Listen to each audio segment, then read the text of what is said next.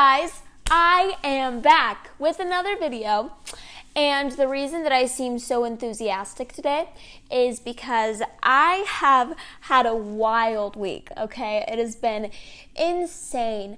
I've been doing almost nothing but sleeping because your girl has kind of a depressing life sometimes. So that is the tea. I am here being really real and honest with you guys. I have been real espresso depresso this past week. So I'm just trying to get my energy going, my blood pumping, you know, all that fun stuff. I'm just trying to gain back some positivity, you know, and be that person that I usually am for you guys. You know, I'm not always gonna be 100% on because nobody is. Everybody has off days, but today is not gonna be an off day. I am determined to make this an on day. It's going to be good. It's going to be productive. It's gonna be positive. God, don't let me down. I'm back with, you guessed it, another video about eating disorders. And you know what? They're not going to stop because I really like making videos on this topic. Also, I just want to give a quick shout out to the hater that has been disliking my videos for the past 2 years. I think you're really cool, and can we be friends now, please? Thanks! So in my last video about eating disorders, I told you guys some of these signs to look for in people that you know that might have an eating disorder. But today I thought that it might be a good idea to share some things that you might recognize within yourself that show whether or not you have an eating disorder. And I think that's just as important to recognize because a lot of the time when you do have an eating disorder, you're very unaware of it. You can be in denial for quite a long time before you even realize that that's a possibility. And I also want to say really quick before I start talking about the topic of this video, I'm not a professional. Obviously, I say that in all my videos, but I just really want to throw that disclaimer out there because you know and I know most of the time I don't know what's going on or what I'm talking about. So don't trust everything I say. That's all I gotta say. That's not all I gotta say. Actually, I have a whole video to do, so don't leave this video thinking that that was all I had to say. I don't know what's going on, help me. I think I've lost it. I'm pretty sure I've gone insane and lost my mind, so anyways, so also please, if you're watching this part of the video right now, maybe you could you see here, maybe it would be a good idea if you could maybe possibly hit the subscribe button, just if you feel like it, you know, no pressure, just if you're filling up to it. Why is there always hair in my mouth? Every time I try to talk, it's really not the vibe. Okay, so starting the video off with my notes. Number 1, if you think that you have an eating disorder, you probably do. If you're sitting here right now watching this video for anything other than just wanting to support my channel, then you most likely have an eating disorder. And I would highly, highly encourage you to get professional help with that and to also get a diagnosis. There's therapists, there's dietitians, there's people that you can reach out to. There are insurance companies that cover that kind of stuff. There's a lot of different things that you can do, and you can even go as far as to going to treatment centers, but I know that's not an option for a lot of people, and there are so many outpatient options that you can choose from. And you don't even have to go to therapy. There's therapists that you can chat with online. There's video sessions that you can do. There's all kinds of options. So I would just highly encourage you to look into those and maybe pursue any possible source of treatment that you can, because you deserve the best, as does everybody. Number 2 is you find yourself obsessively thinking about food, obsessing over food, thinking about it all of the time, more than a person normally would, and that just being something that takes up a lot of your headspace. Number 3 is that you're noticing that you're kind of becoming afraid of certain foods and that you found yourself eating close to the same things every day and really just sticking to what you feel safe with, which safe is a key word when it comes to eating disorders, or good, because a lot of the time with eating disorders there's good food and bad food and safe, not safe. So if you find yourself leaning towards only being being able to eat a few certain foods without it giving you anxiety, and that number of foods which you can eat is just getting lower and lower, you might have an eating disorder.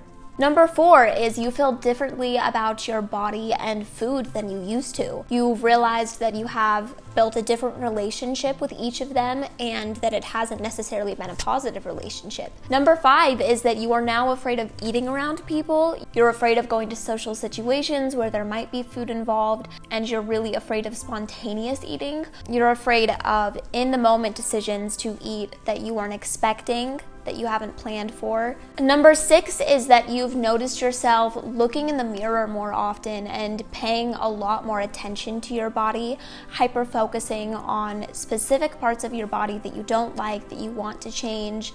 And you've noticed that every time you pass by a mirror or even like a reflection in a window, that you need to look at yourself and the shape of your body, and you start obsessing over that. Number 7 is that you've realized that you've created a series of rules to go by, like rules and regimens that you live your life by daily that revolve around food and eating and your body, and you might not even notice that you've done this. For instance, like you have to weigh yourself at certain times, you have to eat at certain times, or you have to not eat at certain times. You can only wait this amount of time before you throw up. You can only wear certain clothes if you look a certain way. Number 8 is that you have a lot of distorted thoughts that you might not see as distorted, but when you say it out loud, other people do. For instance, thinking that like 2 calories is going to affect your weight differently than 5. Thoughts like that really make no logical sense, but that your brain kind of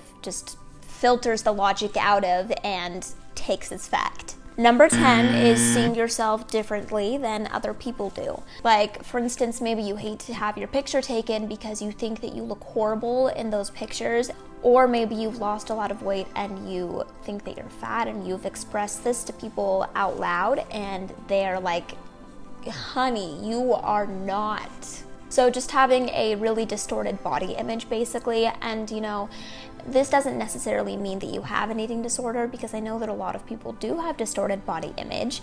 So it could mean that you have body dysmorphia, which I just want to say really quickly that a lot of the time when you have an eating disorder, you do have body dysmorphia, but you don't always have body dysmorphia when you have an eating disorder.